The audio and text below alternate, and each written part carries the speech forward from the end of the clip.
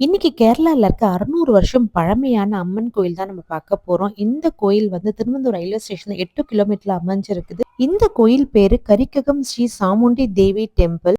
இந்த பழமையான அம்மன் கோயிலுக்கு வந்தா வந்து சர்வ தோஷமும் நீங்கி சர்வ ஐஸ்வர்யம் பெருகும்னு சொல்றாங்க. அவ்ளோ பார்க்கவே சூப்பரா இருந்தது.